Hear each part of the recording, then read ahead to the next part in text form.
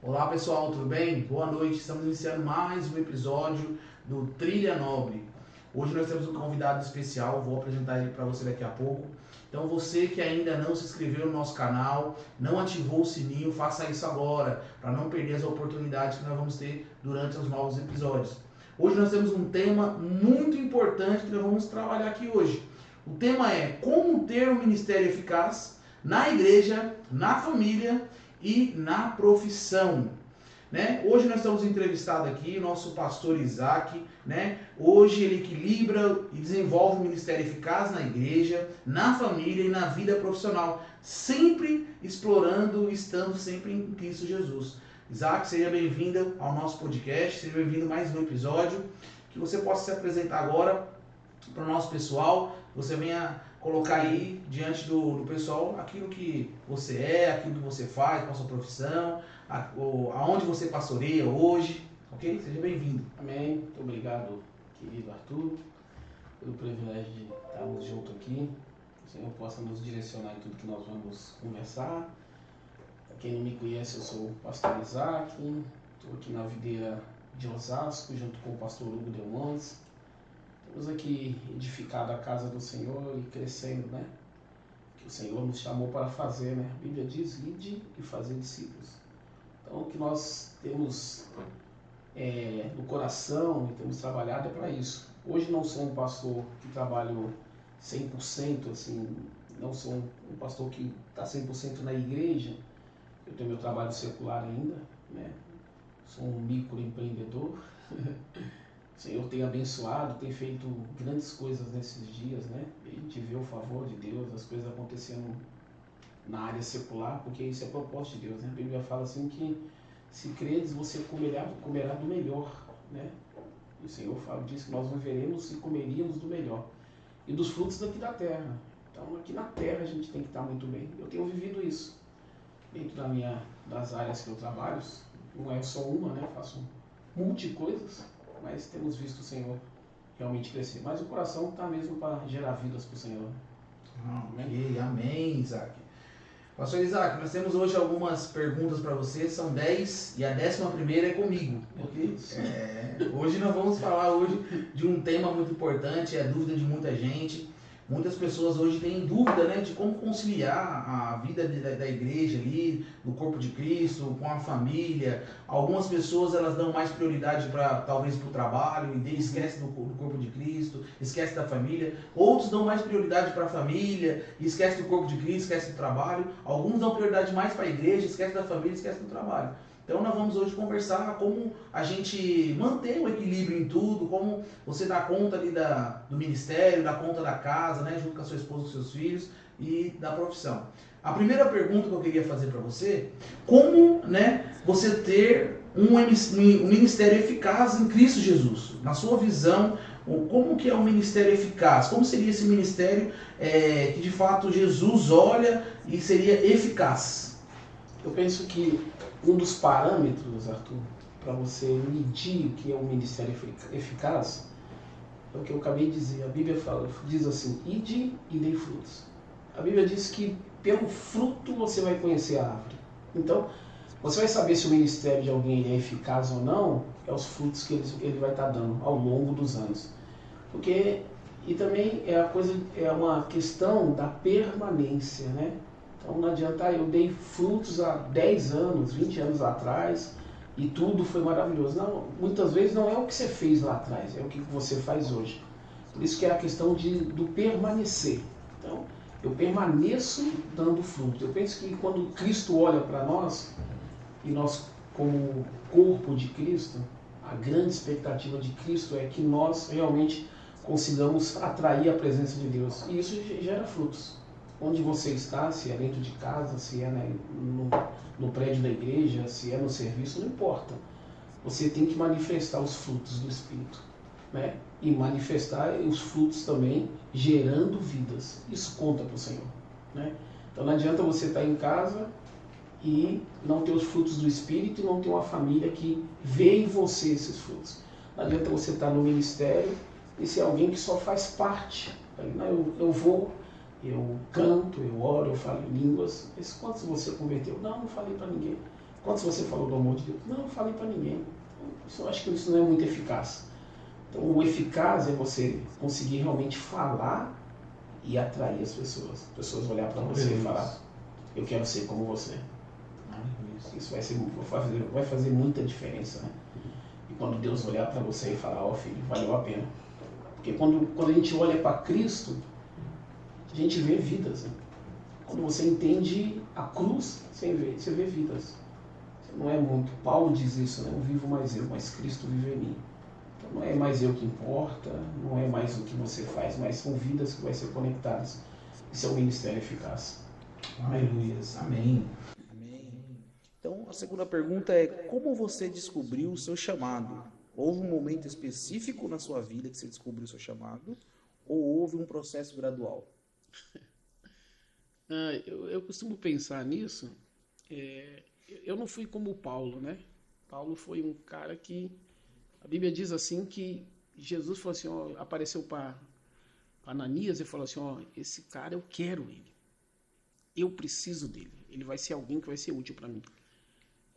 Eu não fui um Paulo da vida que Jesus apareceu para mim e me falou, Isaac, eu quero você no ministério.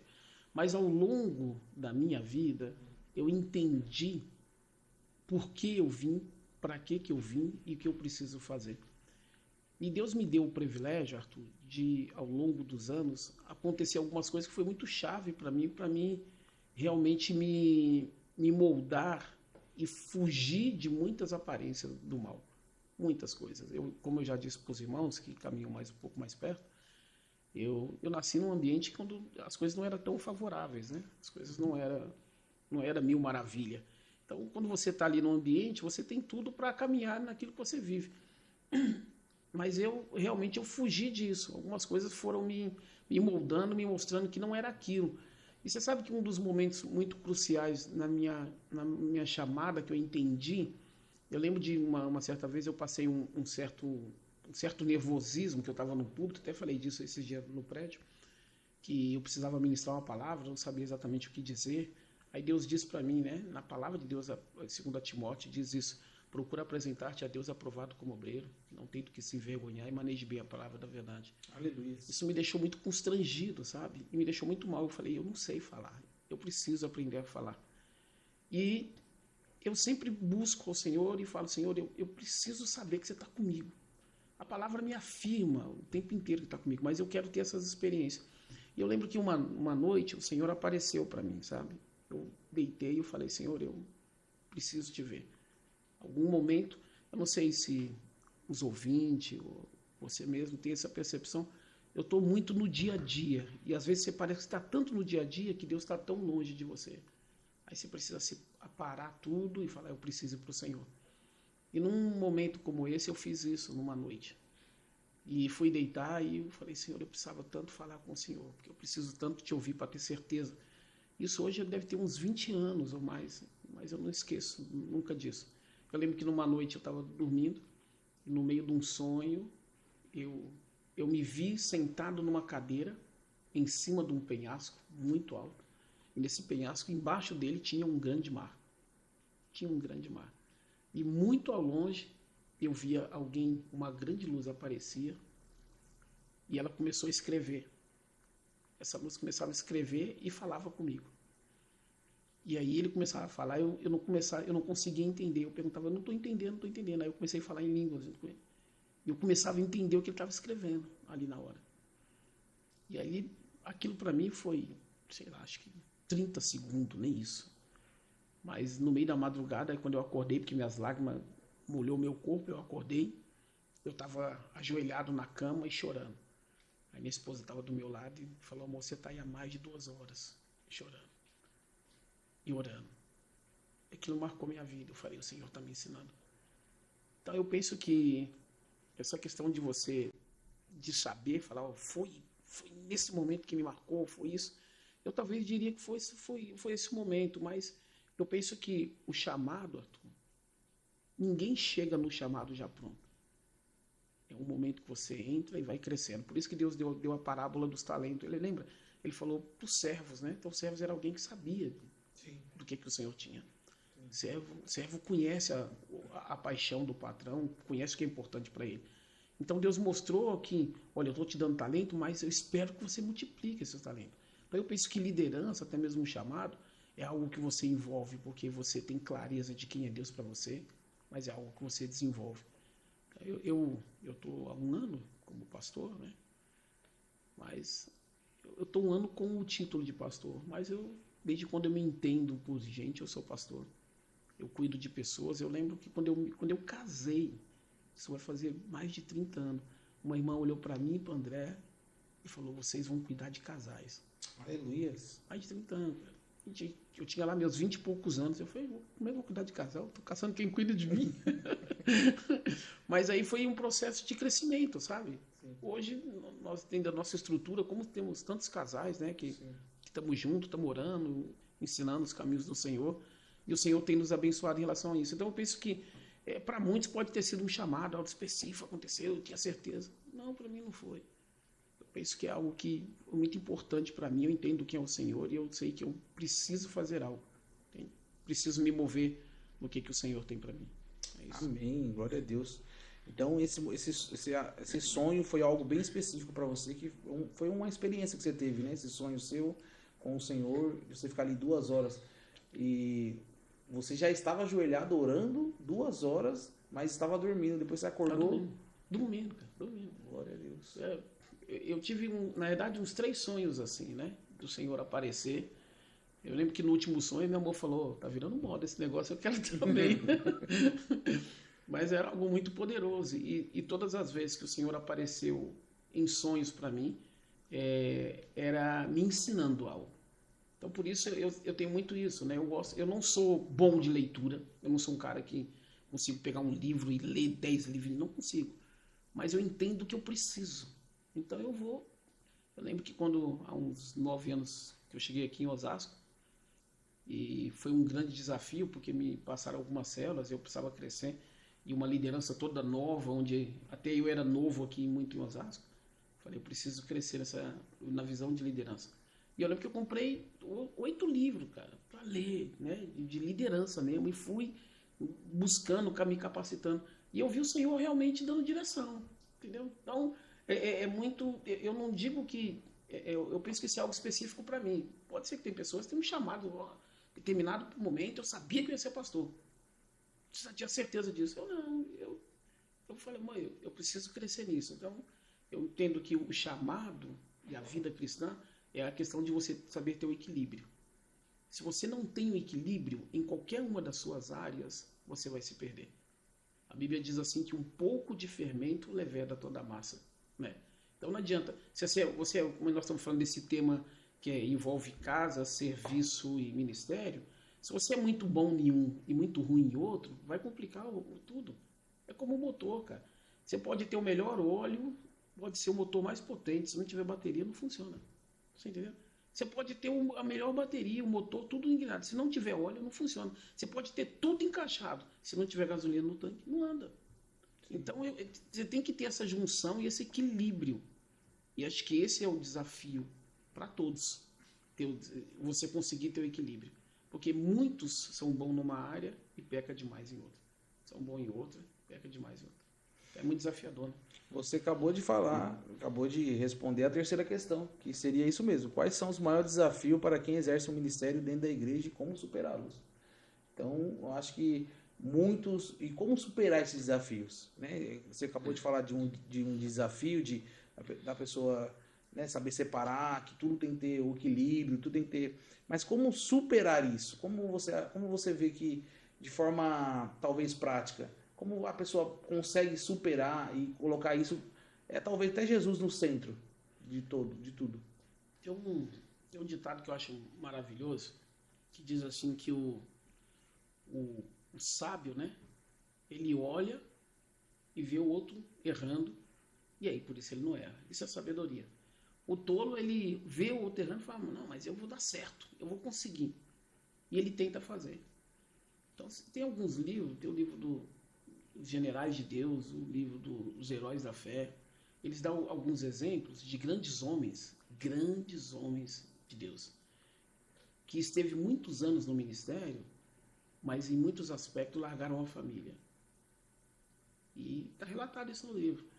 E aí, fazendo a obra do Senhor, ministrando e tudo mais, quando voltou para casa, teve filhos que tinham se suicidado, mulher que estava em depressão, porque o marido não estava mais junto. Então, eu particularmente, eu olho isso, eu falo, peraí, eu preciso equilibrar as coisas. Aí, é uma coisa que é importante, Arthur. A Bíblia fala, em Gálatas 5, fala dos frutos da carne e os frutos do Espírito. Como equilibrar isso? É só você pegar uma televisão dessa, coloca bem grande os frutos do Espírito. Então você está num ambiente de serviço, os frutos do Espírito. Quando o seu funcionário vem fazer uma pergunta para você, você já tem que olhar e manifestar antes de responder. Então, como supera? Quando você mantém os frutos do Espírito. Quando eu mantenho os frutos do Espírito, não importa o ambiente que eu esteja, tudo vai bem. E bem perto dos frutos do Espírito, em Gálatas 5, estão os frutos da carne. Então ali está te dando um equilíbrio muito fácil do que você tem que fazer. Se você está, não importa o ambiente, e manifestou os frutos da carne, quer dizer que você não está.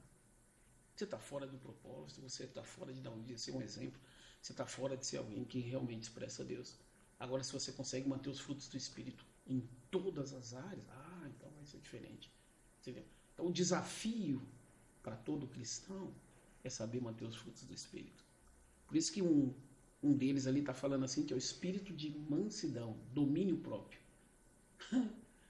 Cara, a gente vê grandes homens, no momento, perdem os frutos. O domínio próprio, cara, eu acho que é uma das coisas mais difíceis de ter. Porque todo mundo tem seu calcanhar de Aquiles, sabe? Aquilo que isso me irrita, isso me tira a minha paz. Então você vai ser testado nisso. Esse dia eu estava com uma irmã, e eu estava conversando com ela ali, fazendo discipulado ali, discipulado não, batendo um papo. E ela falou, como é que eu vou entrar na liderança? Isso eu não aceito. A pessoa tem tantos anos de igreja, faz isso, isso, isso. Eu falei, irmã, é assim mesmo. E como é que você faz? Eu falei, a Bíblia fala que você tem que perdoar 70 vezes 7. Tem que perdoar. Mas eu já falei 1, 2, 3 vezes, então continua falando, só isso. Não, mas isso me irrita. Eu falei, então você vai ter que ter essas pessoas do seu lado até você mudar a sua postura, porque o problema não é ela, o problema é você que está se irritando. É você que não está manifestando o fruto do Espírito, você entendeu? Então, por exemplo, eu tenho muito isso comigo. As pessoas que são conectadas a mim, muitas vezes é para mim mudar. Por quê? O que Jesus diz? Até que todos cheguem à estatura do varão perfeito. Então Deus não está falando do outro, está falando de mim. Eu preciso chegar, quer dizer que eu preciso mudar. Se Deus está querendo me aperfeiçoar, Ele tem que usar uma ferramenta dele para me aperfeiçoar. Então Ele está colocando alguém numa área que eu tenho dificuldade para que isso seja aperfeiçoado. O que é o ruim? É que normalmente, em vez de eu dar a resposta correta e me aperfeiçoar, eu faço piorar. Meu Deus. Aí você faz o caminho inverso. Sim. Entendeu? É exatamente o que aconteceu no Egito lá. Deus tirou o povo, tem esse caminho. O povo se perdeu, cara. Sim. Tinha um caminho. E de que forma? Então, né, falando disso, de que forma o relacionamento pessoal com Cristo fortalece a liderança do ministério? Cara. Porque muitas pessoas, ela tem relacionamento com pessoas. Né? Eu tenho um relacionamento com você, tenho um relacionamento com a minha esposa, tenho um relacionamento com meu filho. Mas muitas pessoas, ter relacionamento com Cristo é abstrato isso. O que é abstrato? É algo que muitas pessoas não vivem isso. Muitas pessoas não têm esse relacionamento de escutar. A Bíblia diz que Davi era segundo o coração de Deus.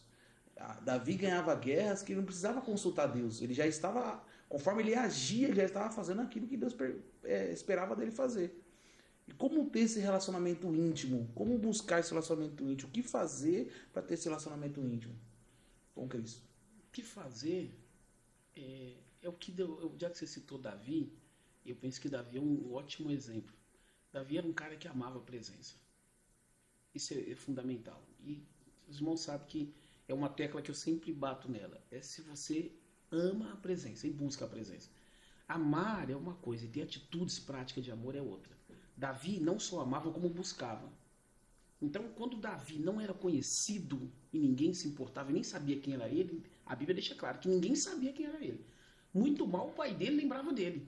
Né? Que o pai dele passou todos os filhos no profeta e Nem passou ele, né? Nem passou ele. Samuel que teve que perguntar, tem mais um. Não tem mais um aí não? Porque Tem mais um. nenhum desses aqui. Sim. Aí foi, ixi, é mesmo, tem um lá que tá cuidando dos estercos lá, mas aquilo não importa.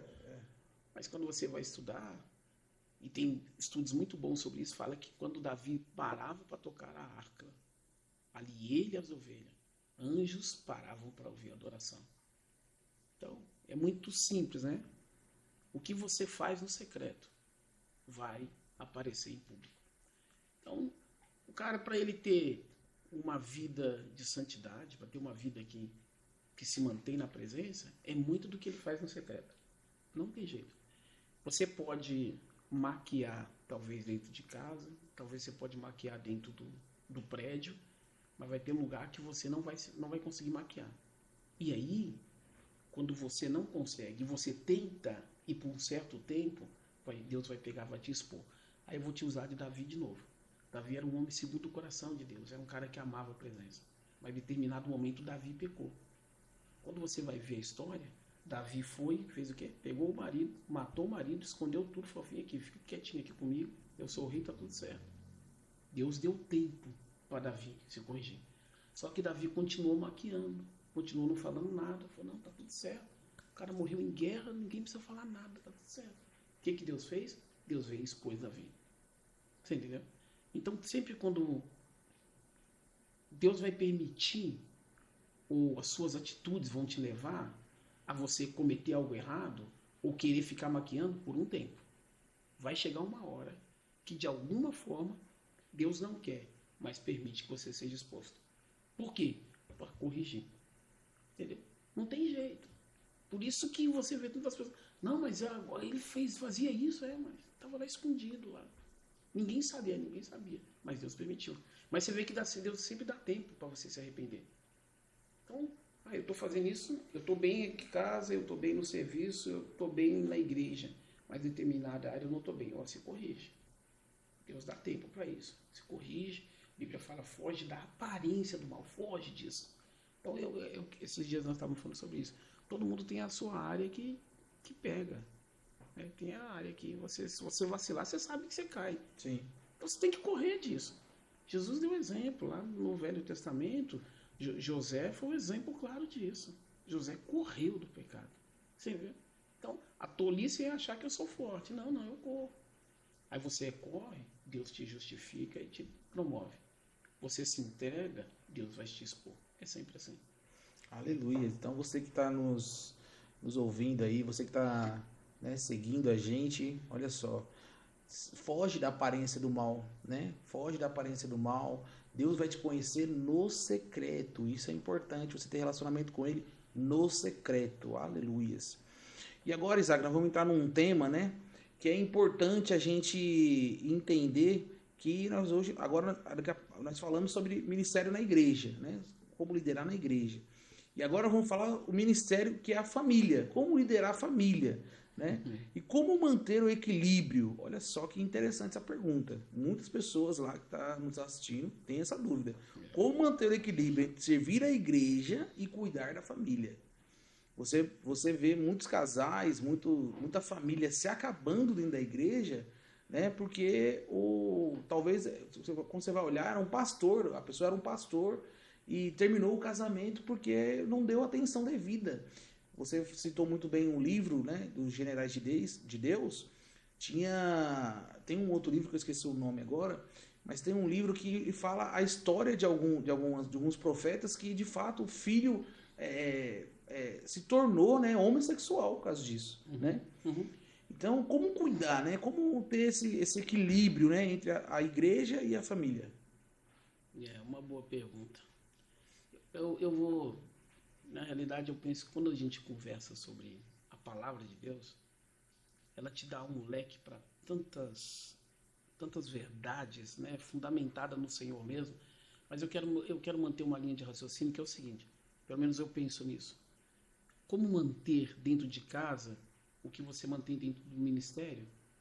É só você trazer para dentro de casa o que você faz no ministério. Aleluia. Sabe por que muitas famílias se perdem? Porque eu vou citar o homem porque eu quero trazer para nós. Então o homem na igreja, ele é aquele cara que cuida, que discipula, que serve, que ajuda, tudo mais.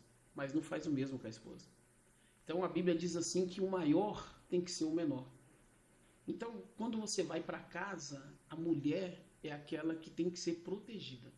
A mulher tem a responsabilidade de eu amar, de cuidar, de zelar por ela. É isso que a Bíblia fala, tá certo? Então, muitas vezes, vou falar de pastor, eu sou pastor também, então o pastor faz tudo isso no prédio. O membro liga, tô indo. Precisa de ajuda, tô indo. Precisa de oração, tô orando. Precisa de discipulado, tô em reunião, tô isso. Mas chega dentro de casa, ele senta e quer ser servido. No entanto, a Bíblia diz que você que tem que servir. Então você chegou dentro de casa, a louça está suja, vai lavar. A roupa está precisando lavar, vai lavar. O chão está ruim, vai limpar. Mas eu trabalhei o dia inteiro, eu estou o dia inteiro na igreja. Aqui é o outro ministério, você precisa fazer. Porque depois que você fizer e começar a semear, inevitavelmente você vai começar a colher. Por que homens não colhem? Porque não semeia. Então você semeia só no prédio da igreja. No prédio você é aquele cara, pastor sensacional. Está sempre com o coração disposto a avançar e tudo mais. Mas dentro de casa, chega lá.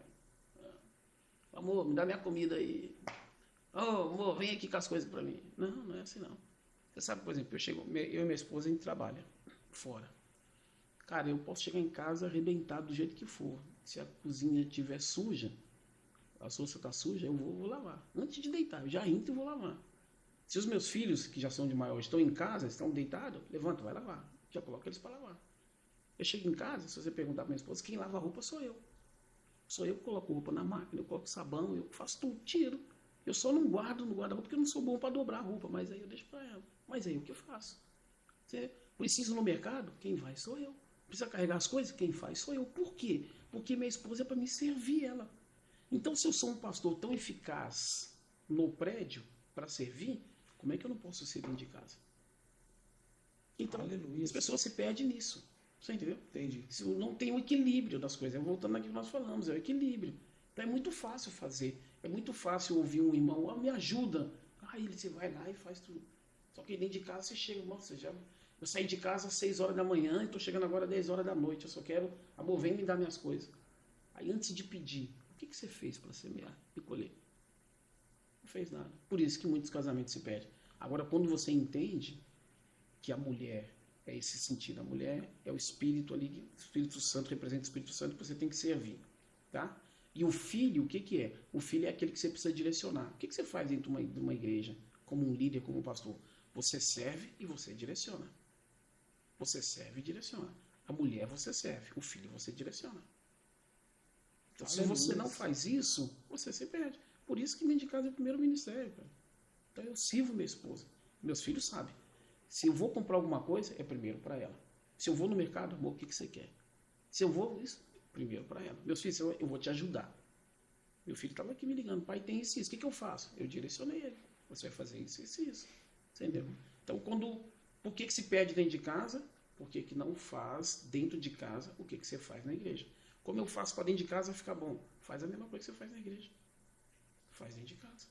Aí quando você fizer dentro de casa, qual é o resultado disso? Minha esposa me liga e fala, amor, o que você quer comer? Amor, faz qualquer coisa.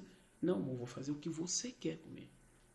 Então, você acaba colhendo de algo que você semeou. Tem um livro muito bom, que trata um pouco sobre isso de relacionamento, que o nome talvez não seja tão bom, mas para quem é adulto que vai estar vendo, tem um livro que chama O Sexo Começa na Cozinha. É um livro maravilhoso. Ele não fala muito de sexo, não, mas ele fala que essa relação do sexo começa de você começar a cortejar a sua esposa, sabe? Amar ela, desejar ela, cuidar dela. Então, você não precisa estar praticando o sexo em si, mas você precisa estar desejando. Isso faz ela se ficar com o tanque cheio. Inevitavelmente, sua esposa te serve. Você não precisa pedir. Você entendeu? Você precisa colher algo que você semeou. Por que casais se perdem? Porque não semeia, só quer colher. O homem só quer colher. Olha que interessante, pessoal. Isso marcado aqui. A esposa você serve, seu filho você direciona. Muitos casais, você vê o homem querendo direcionar a esposa. E aí que dá o conflito, porque ele não consegue direcionar a esposa. Agora o filho ele já consegue. Já a esposa, se ele serve, Um dia que ele começar a falar com ela, ele vai conseguir também até mesmo dar um conselho e ajudar ela. Interessante. E por isso que, olha só como é que é legal isso. A Bíblia fala, Arthur, que o Espírito Santo, ele nos conduz a todas as coisas. Jesus veio abrir o caminho para o Espírito Santo. Jesus serviu para o Espírito Santo chegar até nós. E a Bíblia deixa muito claro que quando Jesus foi orar, ele orou, Pai, manda o Espírito Santo, porque sem o Espírito Santo eles não vão conseguir. Então, quando você está servindo, você está literalmente direcionando ou fazendo uma colheita, ou semeando algo, melhor dizendo. Você está semeando. Quando você semeia, hoje eu semeio através do Espírito e eu colho lá em Jesus Cristo, pela presença, pela vida dele, tudo e mais. Mas quem é que me conecta a isso? É o Espírito Santo. É aquela frase que o Cláudio Duarte diz muito bem, né? Ele fala assim que enquanto a mulher, se o homem tiver de mau humor, aí só o homem fica de mau humor, de bico lá, tudo mais. Mas se a mulher tiver de mau humor, meu irmão, a casa inteira vira um caos. Sim. Vira um caos. Sim. Mas aí você acha que é só uma frase. Mas o que a Bíblia diz? A Bíblia diz assim, não entristeçais quem? O Espírito. Não entristeçais o Espírito. Não blasfeme contra quem? Contra o Espírito. Você pode falar mal de Jesus, mas não fala do Espírito. Se você falar mal do Espírito, que é a noiva, que é a minha noiva, você vai ter problema. Você quer ouvir grandes pastores? Eu escutei esses dias em reuniões com o pastor Wilson, eu achei isso maravilhoso. Ele falou, você quer arrumar encrenca, irmão? Arrume comigo. Se você arrumar com a minha esposa, você está enrolado. Ele falou isso. Você participa de reunião com ele, ele fala, se você fizer minha esposa chorar, você está enrolado comigo, você vai conhecer outro pastor. Então, o que as pessoas, o que os pastores se perdem, o líder se perde? Quando não cuida da esposa da forma que devia. Entendeu? Aleluia. E uma coisa aqui, né? Já houve momentos que você teve que priorizar a sua família em vez do ministério? E como você lidou com isso? Se houve esse momento? De priorizar minha família? Priorizar a sua família. Cara, eu acho que já houve esse momento e eu acho que até lá atrás eu era talvez imaturo, mas eu não sei se eu me arrependo do que ter feito. Eu tenho os meus filhos, você conhece bem? Meus filhos são muito bons de bola, né? São muito bons mesmo. E o meu filho mais velho, ele fica meio chateado comigo de vez em quando. Ai, pai, você podia ter investido mais em mim para jogar bola e tudo mais. Mas eu vim de um contexto que eu já conhecia essa questão de futebol. E eu não fiz muita questão não é que eu não fiz questão, é que no momento em que eu precisava priorizar eles, primeiro que eu era muito novo, e eu trabalhava muito para sustentar, porque eu tive 3 filhos em 5 anos de casamento, em 7 anos de casamento eu tive 3 filhos. Então, no começo da minha história, não tinha discipulado, não tinha nada, era só trabalhar e cuidar dos filhos. Então eu entendi que, por exemplo, se eu for cuidar de futebol, agora eu não consigo cuidar da minha vida. Então eu acabei indo muito para a igreja. Eu acabei servindo muito a Deus. E eu não fiquei nessa questão agora é família e agora é isso. Eu acabei muito priorizando a igreja. Por quê também? Porque minha esposa também era da liderança da igreja. Então uma coisa que eu vou dizer que me ajudou muito é que eu nunca tive dificuldade de falar para minha esposa, vamos, que eu preciso fazer uma coisa na igreja e ela ficar mal comigo. Então eu falo, amor, preciso ir. Quando eu vejo, ela está no portão já trocada. Então Deus me agraciou com isso. Então eu não tive muito essa dificuldade de ficar equilibrando. Agora é casa, agora é igreja. Eu não tive isso. Então no momento quando eu precisava fazer, amor, vamos. Ela já estava com as crianças trocadas, vamos. Então a gente nunca teve empecilho. Hoje não tem carro, não está chovendo. Não, bicho. Então você no caso, você envolveu sua esposa, né, consequentemente seus filhos, nisso, na questão da igreja também, no ministério. A gente vivia juntos os dois. A gente sempre não fazia muito separação, porque também é o seguinte, a minha esposa ao mesmo tempo, como por servir, ser uma grande mulher de Deus, eu falo isso com orgulho, pode falar para ela aí. Que ela sabe mesmo, que a amo, e é uma mulher que tem edificado a minha casa por muitos anos, ela também é muito caseira, cara. Assim, nesse sentido de, amor, vamos ficar com a família? Amor, vamos sair com os meninos? Sabe? Então, quando eu tô muitas vezes pilhado, vamos fazer, ela quebra toda a rotina. Amor, vamos sair com os meninos? Eu falo, mas tem reunião disso. Ela não fala nada. Não, peraí. Pá, então a gente pega, vai. Então eu penso que é o seguinte, voltando talvez até na pergunta anterior. Quando eu mantenho o mesmo ambiente que eu tenho na igreja dentro da minha casa, não é uma coisa separada. Então eu estou com os meus filhos, eu estou falando de Deus, eu estou orando, eu estou ministrando e tudo mais. Eu estou na igreja, eu estou fazendo a mesma coisa. Então se eu sair com meus filhos e jogar bola com eles, e ir para o parque com eles, qualquer coisa, para mim, eu não estou excluindo a minha igreja, entendeu? Por causa disso. Eu estou no mesmo ambiente. Por que fica difícil para alguns casais? Justamente porque fazem divisão. Não, agora eu estou da igreja, agora eu sou de casa. Não tem que fazer isso. É uma coisa só. Eu estou na igreja, eu estou em casa. Eu estou no mesmo local. Não existe isso. Agora eu sou pastor aqui, em casa eu não sou pastor. É interessante que muitas pessoas, elas realmente dividem, né? Então elas pegam, não, agora eu tô em casa, eu tô em casa. Não, tudo é reino de Deus e tudo é o propósito do Senhor. Sua família é o propósito do Senhor, sua casa é o propósito do Senhor e a igreja. Estava ontem conversando com uma pessoa e eu falei para ela, eu falei assim, nós temos que aprender a desfrutar do agora, né?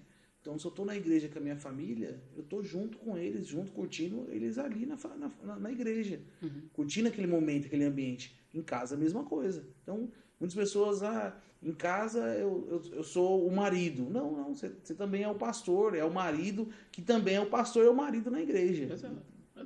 Então, por exemplo, é interessante. Por exemplo, você tá no prédio. E aí precisa ter essa maturidade, que é o seguinte. Então, eu estou com os meus filhos no prédio. Eu não posso ficar, de certa forma, aquilo que meus filhos ficam junto de mim o tempo inteiro. Por quê? Porque eles já têm outros relacionamentos, têm outros amiguinhos e tudo mais, e eles vão se sentir bem com quem? Com os amigos dele. É diferente da minha esposa. A minha esposa quer eu perto dela, porque eu tenho que estar cuidando dela. É isso, inevitável. Aí, no mesmo tempo, eu estou no prédio, eu estou namorando com a minha esposa. Eu estou escutando a palavra, eu estou sentado do lado dela. Eu estou conversando com ela, eu estou prestando atenção na palavra, mas eu estou aqui conversando com ela, eu passo a mão na perna dela, estou contigo aqui, estamos aqui. Você entendeu? Então, quando você tem um relacionamento, poucas palavras são necessárias.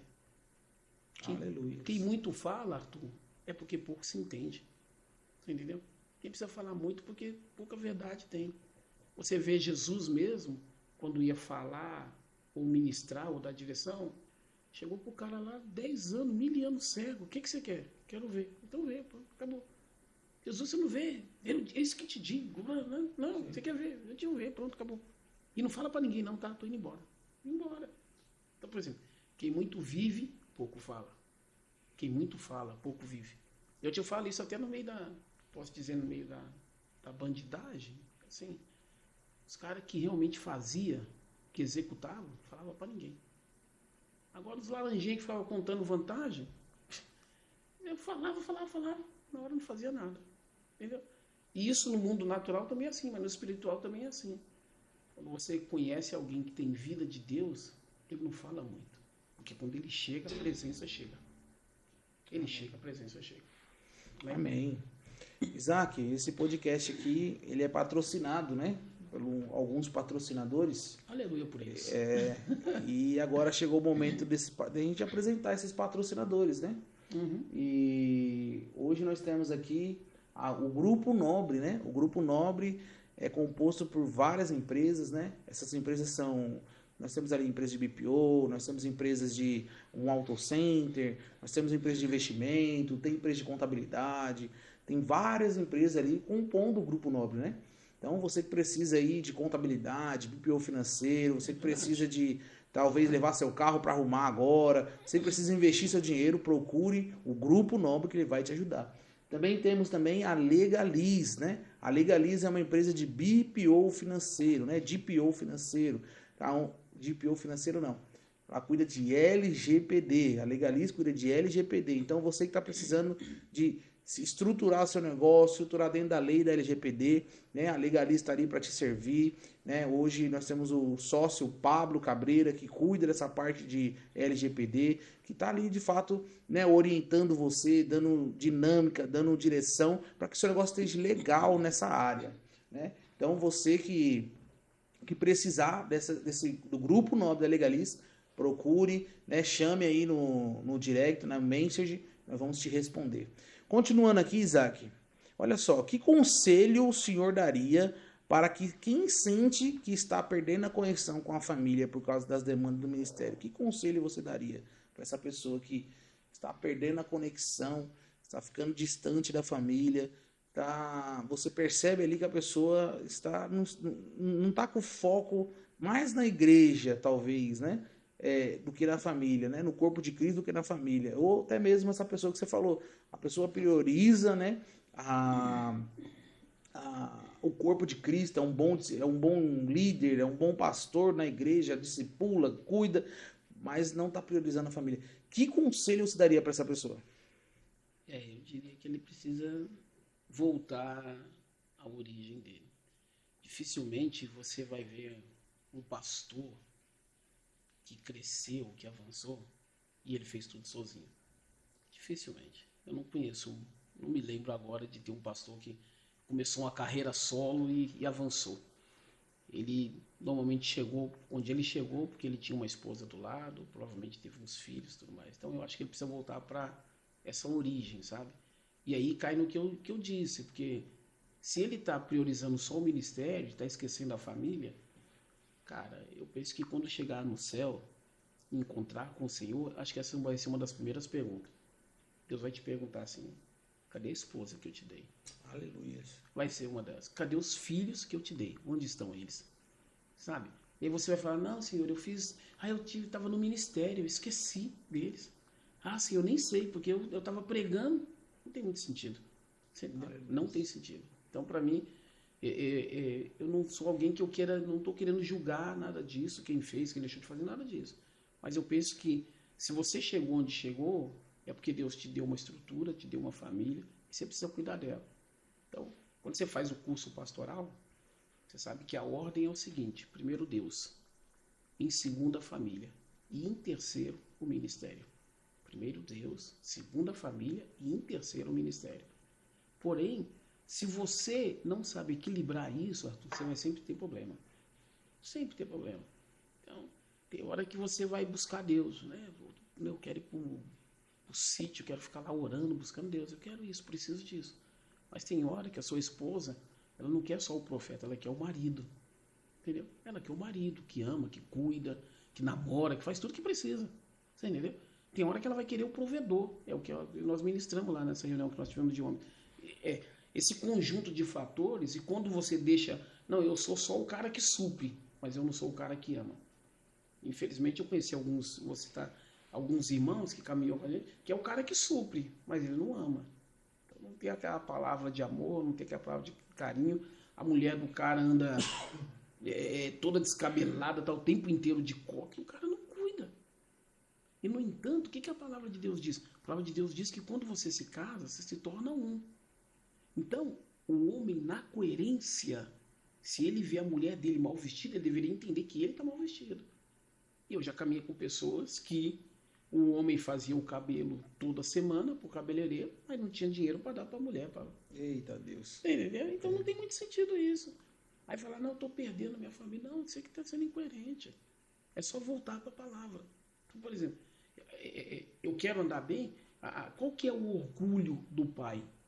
É o filho. Tá certo? A honra do pai é o filho. A honra do marido é a mulher. Você quer chegar numa reunião bem apresentável se a sua esposa estiver bonita. Você pode ir de smoke. Se a sua mulher não estiver bem apresentável, cara, não tem jeito. Você entendeu? Então, por que perde? Eu penso por falta de coerência. E justamente por não conhecer a palavra e não conhecer Deus. Aí você traz um Deus dentro de um molde que é vantajoso para você. Mas não é um Deus que serve, não é um Deus que cuida, não é um Deus que ama, não é o seu Deus. Não é isso que Deus prega. Agora, quando você entende isso, você vai cuidar da família, cara. Você vai cuidar da família. Não importa os filhos, você vai falar, filho, tá ruim, pode gastar, vai cortar cabelo, vai comprar uma roupa nova. Não vai assim, não vai assim, não. A minha esposa, ela veste a roupa lá, ela sai, tô bem. E tem hora que eu falo, beleza. Tem hora que eu falo, não vai assim, não. Você fala isso aqui, não? Caramba, amor, não quero essa roupa, não. Sim. E ela vai e troca, cara. Porque O prazer da noiva é agradar o noivo. Aleluia. Não tem sentido se a mulher, não, eu quero vestir essa roupa, mas se não está me agradando, quer vestir para quem? Tá certo? Então, por exemplo, quem ela vai querer agradar? Sou eu. Então faz sentido ela perguntar para mim. Mas eu também escuto ela. Tem vezes que eu visto roupa e falo, não, você não vai assim não. Amor, hoje eu tô cansado, não quero ter ninguém. Não. Quero saber não. Tô, a camisa tá passeada aqui, o tênis, o sapato tá aqui, pode vestir. É isso que eu quero que você veja. Eu vou e visto, tá bom. Aleluia. Realmente, né? Quando a mulher é um com o homem é um com a mulher, né? Não tem como separar. Se a mulher está bem vestida, a mulher pode estar bem vestida, e se o homem não está, isso mostra o caráter do homem, né? Eu não tenho condições para mim, mas a minha esposa vai andar bem vestida, meu filho vai andar bem vestido.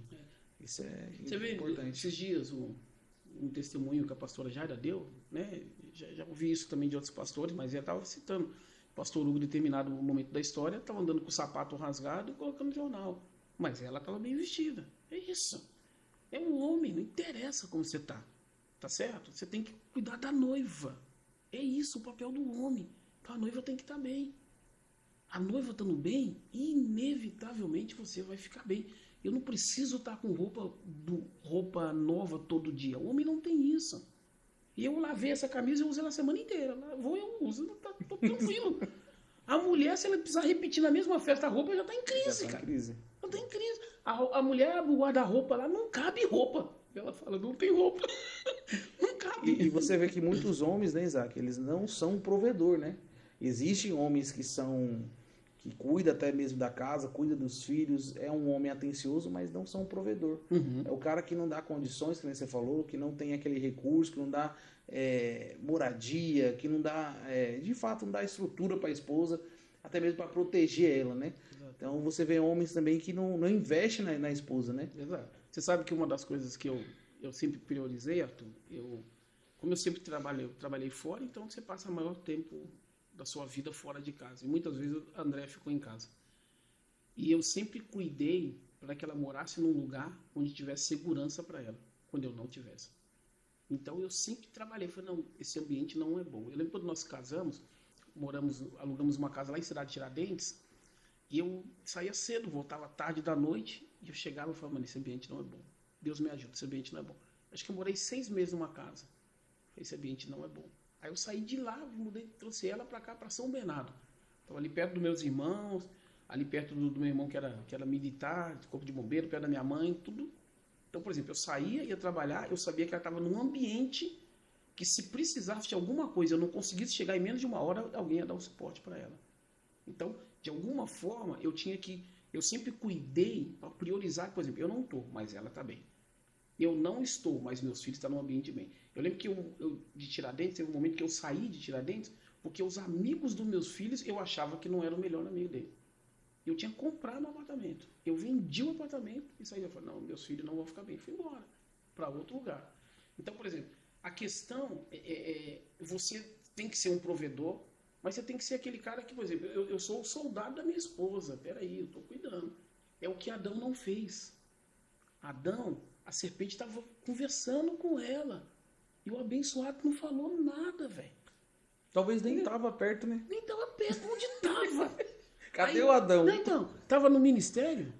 Tava lá talvez, dando nome aos bichos, cuidando das coisas. Sim. Você entendeu? Então, por falta de Adão, o pecado entrou. Por exemplo, eu não quero. Então, é aquilo. Eu já vi os exemplos ruins. Não, eu vou cuidar da minha. Não interessa, eu vou cuidar da minha. Se Deus me deu, não importa. Eu vou cuidar. Deus me deu. Hoje, as pessoas conhecem a Andréia hoje, cara, não é orgulho não, eu falo isso pra ela. Eu investi muito na Andréia, investi mesmo. Por quê? Porque a amo. Eu sempre falei, amor, esse livro aqui é bom. Eu comprava um livro pra mim, eu tinha dificuldade, mas eu comprava. Esse aqui vai ser bom pra você, vai lê esse livro. Aí daqui a pouco eu me incentivando, chegava morrendo de sono e ela querendo falar do livro, vamos. Aí chegou um tempo que ela queria ler a Bíblia, não conseguia ler porque a Bíblia de estudo é as linguagens tudo muito complicado, comprei uma linguagem de hoje. Ela leu os 4 evangelhos em um mês. Falou, nossa, e falando, falei isso, amor, isso. Então, por exemplo, eu sempre investi. Por quê? Porque eu sabia que o que o Senhor me deu era um talento, mas eu podia multiplicar e fazer dela uma grande mulher de Deus. Hoje, minha esposa, para mim, é uma excelente pastora. É uma excelente pastora. Tem um ministério frutífero.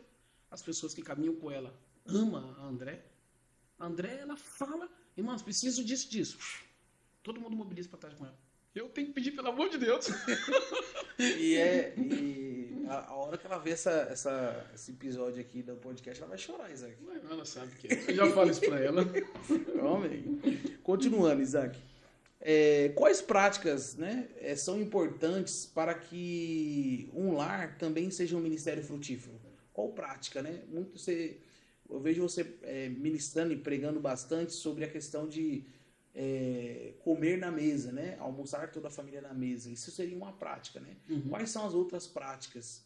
E você falar um pouco também desse, vou falar, rito, né? Por que comer na mesa? Por que estar na mesa com a esposa, com os filhos? O que isso traz de fato, edificação na família? A mesa, né, cara? Meu Deus.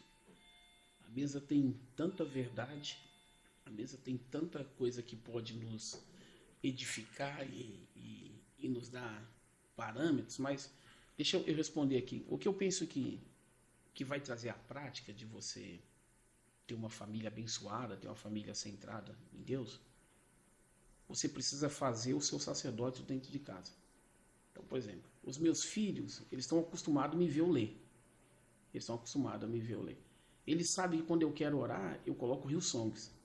Eles sabem. O pai chegou cansado e ele quer orar. Eu chego, coloco Hillsongs, eu sento na sala, eu fico parado lá. Eu estou muito cansado, só escutando Hillsong. Então, às vezes, os meus filhos já sabendo disso, às vezes eu entro dentro de casa, eles estão assistindo o jogo, estão vendo alguma coisa, eu entro e sento no sofá. Aí eu entro, sento no sofá, na que eu sento, eles mudam, colocam Hillsong e saem da sala. Sabe? Então eles já sabem o que eu gosto. Então, por exemplo, tem hora que eu entro para o meu escritório, eu abaixo, eu encosto um pouco a porta, eu sento lá e fico lendo. Então eles sabem que eu estou lendo. Então, por exemplo, tem hora que eles vão fazer alguma coisa, que nem agora o Davi está na liderança também. Esses dias mesmo eu vi, Davi tinha que se capacitar, porque ele foi fazer um evento, ponte, qualquer coisa, estava lá na sala, no escritório, trancado, lendo. Então, por exemplo, quando você faz em casa o que deveria estar fazendo no prédio, isso vai edificar a sua casa. Entendeu? Então, dentro de casa, a Bíblia diz assim que profeta de casa não tem honra. Então, dentro de casa não é muito o que você fala, mas é muito o que você faz. Aleluia. Lá fora, você vai falar. Dentro de casa, você tem que fazer. Então, se você fizer e isso for prática sua, isso vai tornar normal para todo mundo dentro de casa. O que é o grande problema? É que as pessoas cobram o que realmente não vivem. Você entendeu? Então está exigindo algo que não vive. Aí não tem jeito. Agora a importância de você ter um ritual, essa questão da mesa. Cara, na mesa é onde Jesus compartilha as maiores verdades dele. A mesa ela tem uma importância sobrenatural sobre nossas vidas. A mesa traz uma conexão que o mundo natural não pode ter, não tem noção disso. Então a importância de você sentar na mesa com a família e sentar, por exemplo, eu vivo, Arthur, eu tenho uma dificuldade, porque, por exemplo, eu não fui criado na mesa. Muitas pessoas não são, né, criadas na mesa, não foram, muitos, entendeu? Você sabe um pouco da minha história? Cara, eu não lembro nem de ter mesa na minha casa. A minha história também, eu não fui criado muito na mesa, não. Eu sou muito de pegar o prato, sentar no sofá e comer. Muito, eu sinto muito mais à vontade. Mas minha esposa, ela faz questão de montar a mesa. Falou de mesa, é a paixão dela. Vamos sentar. Amor, e ela fala, amor, vem sentar na mesa. Amor, vem pra mesa. E ela tem que me cobrar o tempo inteiro, porque até hoje ainda sou tendo que ser moldado nisso. Já ainda sabendo da importância. Mas quando, falando da parte espiritual, onde Jesus abre o coração dele é na mesa. Entendeu? O que é muito importante, né? Algo que eu aprendi um certo tempo, que eu achei isso poderoso. Jesus, quando foi para a cruz, estava indo para a cruz, ele pegou e falou para o pessoal, olha, eu vou morrer. E eu vou passar por tudo isso, eu vou passar por dificuldade, vou ser martirizado, mas ao terceiro dia eu vou ressuscitar. Quando Jesus estava expondo o coração dele, ele estava na mesa. Jesus vai, morre, sofre e ressuscita. As pessoas ficam em crise por tudo que aconteceu. Mas Jesus, para explicar o que aconteceu, ele não volta para a cruz. Ele volta e senta à mesa, ressuscitado. Eu falei o que ia acontecer. A promessa de Cristo na última ceia. Olha, essa é a última ceia aqui. Mas um dia estaremos na mesa com o Pai. Aleluia. A importância da mesa, ela causa uma conexão e quebra barreiras, Arthur, que é uma coisa extraordinária. Somente na mesa você tem oportunidade de falar no olho, somente na mesa você tem oportunidade de ouvir verdade. Mas presta atenção, na mesa é onde muitas coisas muito sérias podem acontecer. Na mesa é onde você vai abrir o seu coração, porque na mesa, normalmente, quem vai estar com você é quem tem conexão com o seu coração. É quem é importante para você. Não é qualquer um que senta na mesa. Entendeu? Deus não chama qualquer um para sentar na mesa. E não deveria você colocar qualquer pessoa para sentar na mesa. Mas a mesa simboliza isso. Unidade, simboliza família, ao mesmo tempo simboliza autoridade. Né? Você já estava vendo algo que eu achei muito interessante. Negócio de honrar o pai. Aí a mãe foi lá e cortou. Acho que você deve ter visto isso, né? Cortou um pedacinho de melancia, deu pro menininho, sei lá, 3 aninhos. Pegou e começou a mastigar a melancia. A mãe cortou outro pedacinho e deu para a filha. A filha levantou e deu pro pai. Aí a mãe foi e cortou outro pedacinho e deu para ela de novo. Ela pegou e deu para a mãe. Aí a mãe pegou o último pedaço e deu para ela. Aí ela pegou e comeu. Por que isso? Porque quando você senta à mesa, você ensina o que é honra. Você prioriza a honra. Então, quando eu sento à mesa com meus filhos, eles sabem, filho, vamos orar? Vamos orar, pai. Filho, espera, vamos conversar primeiro. Vamos conversar primeiro. Filho, você ora, você faz isso. Na mesa você estabelece muitas coisas. Quando você não dá prioridade à mesa, aí você pega o prato, você vai para o seu canto, tu vai para outro canto, não tem conexão. Mas a mesa te traz realidade. Por isso que Cristo fala que quando ele voltar, nós vamos sentar à mesa com ele. Aleluia. Então, você que está nos assistindo aí, sente a mesa com a sua família, né? Tem essa prática com a sua família. Realmente a mesa é importante na sua casa e na sua vida. Olha, Isaac, que interessante, né? Nós tivemos quatro perguntas para a questão do ministério, 4 perguntas para a questão da família e somente 2 perguntas para a questão profissional. É interessante, né? Até mesmo para as perguntas. Nós não temos muitas coisas para a parte profissional. Mas é bastante objetivo as 2 perguntas. Ministério e profissão. De que maneira o trabalho secular pode se tornar um campo de ministério? Porque muitas pessoas, ela olha como um trabalho secular, né? Ela divide também, ela separa também, igual a família. Erroneamente. Né? Erroneamente. Quando você vê a igreja é a igreja, né? O prédio lá, o corpo de Cristo é o corpo de Cristo, a família é a família e, né? O trabalho é o trabalho. Mas de que maneira o trabalho secular pode se tornar um campo de ministério? Como você enxerga isso? De que maneira o trabalho secular é um campo de ministério?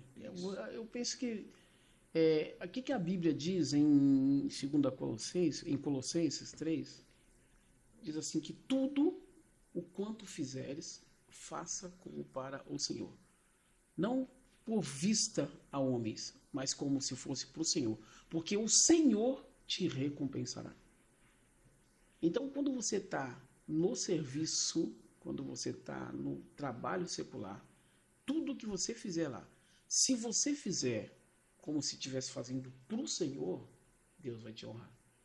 O que é o problema, Arthur? Que quando a gente fala de trabalho secular... Cai a mesma coisa no sentido que você falou da família, né? Na mesma coisa. Eu não posso ser uma pessoa no trabalho, ser uma outra pessoa na igreja, ser uma pessoa em casa. Eu tenho que ser o mesmo mesmo encargo, a mesma maneira que cuida, que discipula, tem que ser... Exatamente. E por que as áreas são diferentes, são distintas? Justamente para forjar esse caráter nosso.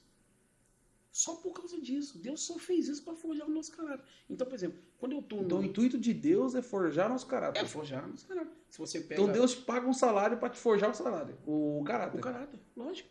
Você acha que Deus tem problema com o dinheiro? Ele paga quanto que for preciso. Verdade. Porque a questão é o seguinte, ele pode pagar bilhões, mas para ele o que valeu foi a vida do filho dele. Então não importa os bilhões que ele vai pagar para você. O que importa é que você seja forjado e more com ele. Aleluia. É isso que importa. Então, dentro da área secular, o que é o problema? É que quando as pessoas entram, elas não vê Cristo, elas vê o salário. Sim. Entendeu? É isso que importa. Importa é o que eu vou ganhar. Então, se você falar assim, olha, eu tenho esse colaborador, eu vou te pagar R$1 nesse mês, ninguém fica. Por quê? Porque o que importa é o salário. Mas o que a Bíblia fala? Que devíamos fazer como se fosse para o Senhor, porque o Senhor recompensará. Então, quando eu vejo ou visualizo que eu estou fazendo para o Senhor, o salário é o que menos importa. Isaac, mas eu preciso do salário. É, exatamente. Mas se tudo o que você tem vem do Senhor, por que ele deixaria faltar algo? Entendeu? Então, o que eu preciso fazer? Eu faço tudo o que me foi delegado, não por causa do salário. Eu faço do melhor que posso, porque eu estou fazendo para o Senhor. Deus vai me recompensar. É aquela coisa. Deus não é nem seu patrão, seu chefe, mas Deus. Não. Muitas pessoas, né, pastor Isaac, elas deixam a presença do Senhor, elas deixam o ministério, a família, pelo salário, pelo dinheiro. Lógico. A Bíblia fala sobre isso, né? Os dois senhores, né? Existe, o Senhor é o Deus ou Mamon. Ou serve um, serve o outro, né? E você vê que aí nessa área sim tem uma grande competição. Sim. Entendeu? Nessa área tem uma grande competição. E nessa área, se você não se atentar, você vê as pessoas do seu lado se perder. Uma coisa que é interessante, quando você fala da ordem, né? Você falou Deus, família e ministério. Pode ser que a profissão venha depois, né? Depois, com certeza. Mas quando você olha, quando você falta numa reunião do seu filho para trabalhar, você está dando mais prioridade para o dinheiro. Lógico. Você falta numa reunião, talvez no seu ministério, né? Naquilo que você está envolvido ali. Para trabalhar, você está dando importância para o dinheiro. O mais importante na sua vida é ganhar dinheiro. Uhum. Muitas pessoas fazem isso, né? Fazem trocas, né? Troca a família, troca por dinheiro, talvez a gente é tão sutil as coisas, o pastor Isaac, que às vezes quando você vai fazer um curso para se profissionalizar no trabalho e você troca as coisas, talvez a sua casa, a sua vida, por causa daquilo, você também está trocando por dinheiro, porque aquilo vai te recompensar de alguma forma. Então você está pensando no dinheiro, na recompensa. Mas não que o Senhor pode te garantir. Né? O que é viável, por exemplo? Quando você vai fazer algo, por exemplo, se especializar em algo, e aí você vai ter que abrir mão de certo tempo pela família, se você tiver coerência e sabedoria, você chega até sua esposa ou seus filhos e fala, ó, por esse tempo eu vou estar estudando isso e isso, por causa disso. Você envolve eles. Envolve eles. Aí tá todo mundo ciente. Não, o pai está estudando, o pai está se capacitando. Por quê? Porque o pai quer cuidar da gente. Isso é válido. Agora, quando eu estou o tempo inteiro e aquilo me rouba tempo da igreja, me rouba tempo da minha família, rouba tempo de tudo, realmente Mamon já é o meu Deus, já não é o Senhor, não é minha prioridade. Sim. Então, por exemplo, eu preciso voltar naquilo que nós falamos, da questão do equilíbrio. Então, eu tenho o meu tempo, que eu vou, me capacito, estruturo, mas é o teu tempo que chega em casa. O que muitos erram? E aí mistura tudo. O cara passa o dia inteiro fora, chega em casa, ele ainda está com a cabeça no serviço. Sim. E aí chega em casa, ainda está no celular, está nisso, está aquilo. E aí, o cara que deveria chegar para servir, ele não consegue servir, porque ele está concentrado no serviço. Então, eu trabalhei junto de pessoas que têm muito dinheiro mesmo. E eu vi famílias completamente destruídas, mesmo com muito dinheiro. Mas por quê? Porque a prioridade era só o Mamon. Sutilmente a pessoa só priorizava isso. Você entendeu? Então não tinha essa questão de, agora eu estou saindo do serviço, eu vou para casa e eu vou estar com os meus filhos, com a minha esposa. Não. Chega no serviço, precisa responder esse e-mail, precisa disso aqui. Beleza. Aí a casa tem uma estrutura maravilhosa, tudo, né, perfeita, a geladeira tudo cheia, tudo mais, mas dentro das pessoas completamente vazio. Você entendeu? Por quê? Justamente porque não conseguem. Então, não fazem como se fosse para o Senhor. Fazem porque precisa visualizar isso, dinheiro. A gente vive numa realidade, por exemplo, você vê hoje políticos, tantas pessoas que levam tanto dinheiro sem necessidade. Para que os caras roubam? Se ganha tanto. E ganha mais, né? E ganha mais. Quer mais. Quer mais, entendeu? Mas por que isso? Porque é uma prisão. Sim. Então precisa ser forjado. Por isso que Deus permite, você precisa ser forjado nisso. A questão é que as pessoas tomam o caminho inverso. Em vez de ir para Cristo, eles vão para o dinheiro. Sim. Então, por exemplo, quando na minha história eu tive a oportunidade de trabalhar lá com o chefão lá da empresa, não quero citar o nome, mas, por exemplo, eu vi um cara dar mais de 4 mil de caixinha, de esmola para um cara na rua. Eu vi ele alugar o terraço lá do Hotel Hilton lá para fazer uma festa no final de ano. Você entendeu? Um Porsche na garagem. Busca meu Porsche, eu quero dar uma volta no quarteirão com o Porsche. Aí ela buscava o carro. Busca minha Mercedes, tudo isso. Mas aquilo começou a roubar meu tempo com a igreja. Eu lembro que umas 2 vezes ele chegou, eu estava lá na Mercedes esperando ele, e eu estava com meu celular e participando de discipulado. Ele entrou. Eu falei, Isaac, o que você está fazendo? Eu falei, reunião, chefe. Mas é 8h30 da noite. Eu falei, então, essa hora eu já tinha que estar em casa. Não queria estar em reunião mais. Aí saía da empresa, em vez de ir direto para casa, que tinha tudo, não, vamos parar na padaria para tomar um café. E ficava na padaria até as 11 horas da noite, para chegar e dormir. Que tempo de qualidade que tem com a família? Nenhum. Você entendeu? Então, por exemplo, eu tive a oportunidade, pela graça de Deus, de ver que realmente o dinheiro, ele é bom, sim, mas o dinheiro corrompe demais. Sim. Você entendeu? E não gera unidade. Então, ter esse muito sem a presença não resolve nada. Entendeu? Então, agora, quando você tem uma coerência, peraí, eu não preciso ter muito, eu preciso ter a presença. Se eu tiver o Senhor, o pouco que eu tenho, ele já mostrou em todos os evangelhos que é suficiente para multiplicar. Amém, aleluias. Bom, a última questão, Isaac. Como você aconselha pessoas que querem honrar a Deus? Isso é uma coisa muito difícil hoje, em suas profissões, mas enfrentam ambientes desafiadores e anticristãos. Hoje nós estamos vivendo uma geração que de fato é muito difícil. Hoje existe empresa, se você chamar a pessoa para ir para a sua igreja, você pode estar correndo risco de receber até mesmo um processo dentro da empresa. Uhum. Então hoje é muito difícil você ter esse contato, de falar de Deus, de falar Você sabe muito bem o que está acontecendo hoje. Então, de falar do Evangelho, de falar de graça, falar de Jesus dentro das organizações. E como você vê, o que você falaria para essa pessoa? O que nós podemos fazer? Hoje você vê linguagem neutra, a pessoa que, quando você vai falar de Deus, ela já fala que você já usa um monte de jargões que hoje usam para desmoralizar você. O que você fala? O que você aconselharia essa pessoa? Eu acho que nesse momento que nós vivemos, a melhor fórmula, o melhor jeito é a frase de Charles Spurgeon, né? Charles Spurgeon diz uma frase que virou ícone na história e diz assim: pregue o tempo inteiro e fale só quando for necessário. Então, a questão é você ser um homem de Deus. Atitude, sua postura. Você vai falar do amor de Deus sem abrir a boca. Sim.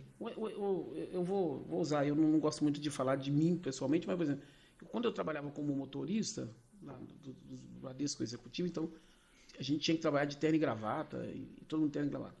Só que aí a gente se reunia, de repente parava num lugar para almoçar, tudo mais, e, era 20, 30 motoristas, entendeu? Tudo de terno e gravata. E o homem, tudo junto, só tá falando besteira. Mas todas as vezes que eu chegava perto, eles falavam: não, para de falar que o pastor chegou. Eu não era pastor. Em determinado momento, eu até perguntei para eles, eu falei: eu tô de terno e gravata que nem vocês. Eu tô do mesmo jeito que vocês, alguns de vocês estão até mais bonitos do que eu. Por que só eu sou pastor? Ele falou: Isaac, não sei, mas você é pastor. Não pode falar a palavra para você. Eu falei: é isso mesmo, eu sou. Então, eu penso que é o seguinte, sabe? Se você ficar tentando arrumar muita fórmula, você pode cair em tudo isso. Mas se a sua vida falar da presença de Deus, aí não vai ter não é muito necessário.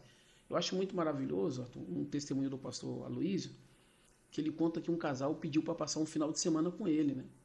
Falei assim: eu queria passar um final de semana com você, só para a gente estar junto e tudo mais. E esse casal não era da igreja, nem nada, era só amigo deles, que eles conheciam há muitos anos atrás. E ele falou: não, beleza, pode vir para cá. E eles tinham vindo de outra cidade, então iam dormir na casa do pastor Luiz, chegaram na sexta-noite lá, enfim, passaram o final de semana.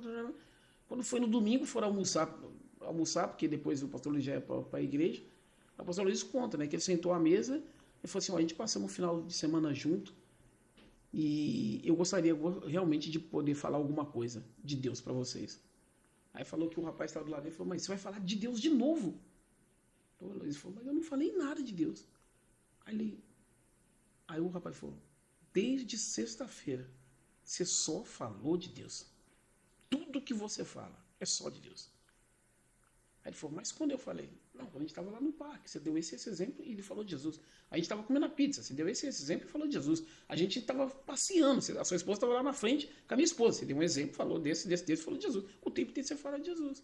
Então, quando você vive Jesus, você só consegue falar dele.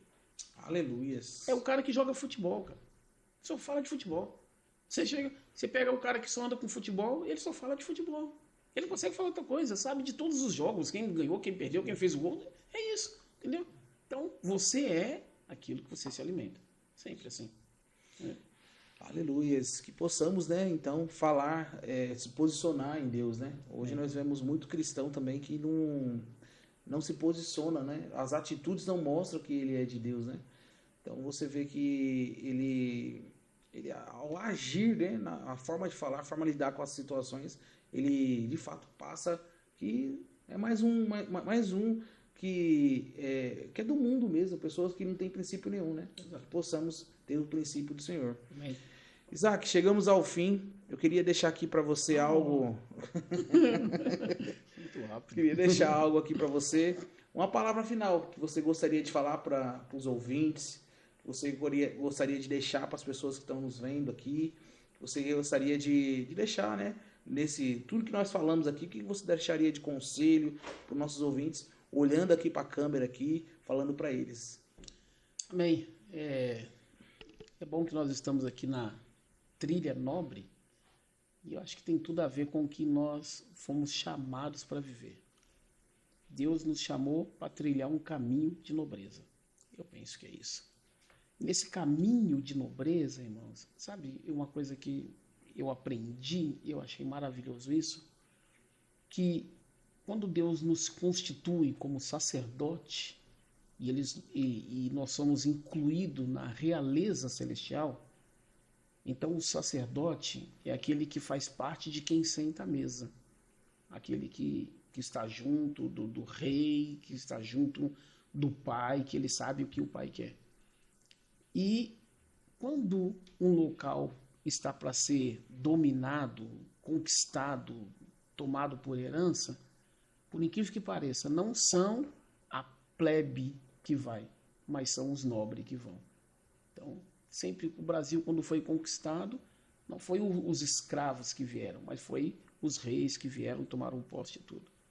E sempre é assim, né? Eu penso que eu e você fomos constituídos como os reis e sacerdotes para trazer a nobreza onde quer que nós estejamos. Trair o reino de Deus, sabe? Então nós somos chamados para trilhar esse caminho, estabelecer o reino. Hoje nós estamos aqui, mano, sabe? No centro de Osasco, dentro da sua empresa, mas o Senhor sonhou com tudo isso há muitos anos atrás. E assim, nada é por acaso. Aqui é um lugar para estabelecer o reino do Senhor.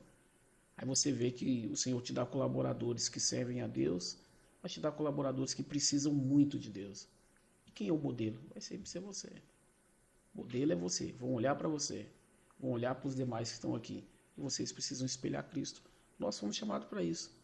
Não importa onde nós estejamos, seja em casa, seja no prédio da igreja, seja no serviço. Você precisa espelhar Cristo. Nós estamos trilhando isso e Deus espera, né? A palavra de Deus é maravilhosa quando diz isso, que Cristo em nós é a esperança da glória. Deus espera que onde quer que eu e você esteja, o reino dele seja estabelecido. E o reino de Deus é o quê? Justiça, paz, alegria. Então, as pessoas que têm que estar aqui, têm que estar com alegria, têm que estar debaixo de uma justiça, né? É um local que a justiça é estabelecida, as coisas é feita, e eles têm alegria onde estão. E eles vêm trabalhar e sentem paz. Então, eu acho que é isso que o Senhor espera de mim e de você. Que onde quer que nós estejamos, né, você possa realmente estabelecer a paz e o reino do Senhor. Aleluias. Amém. Isaac, Amém. Pastor Isaac, quero te agradecer por estar presente aqui, né, Amém. nesse episódio. Amém. Eu creio que eu aprendi muito aqui com você, o seu testemunho, aquilo que você passou pra gente hoje, foi muito bom. E eu creio que o pessoal que está em casa também vai aprender bastante. Então, assista esse episódio que você vai ser totalmente edificado. Muito obrigado, pastor Isaac, pela sua presença. Amém. E até o próximo episódio. Me convide mais vezes. Eu vou treinar um pouco mais. Esteja à vontade. Eu creio que teremos próximos. Vou te chamar mais vezes. Amém. E vamos sim viver o evangelho simples, que é o de Cristo Jesus. Amém, querido. Que o Senhor possa te capacitar e levar você a caminhos longe, filho. A Bíblia diz assim que nossos olhos não viram, nem nossos ouvidos ouviram o que o Senhor preparou para nós. Então, se hoje isso aqui, tudo que já tem feito é o começo, cara, vai longe. Deus tem muito mais para você e para todos que vão estar ao seu lado. Deus te abençoe. Muito obrigado. Pessoal, quero agradecer pela sua presença. Até o próximo episódio. Tchau, tchau. Tchau, tchau.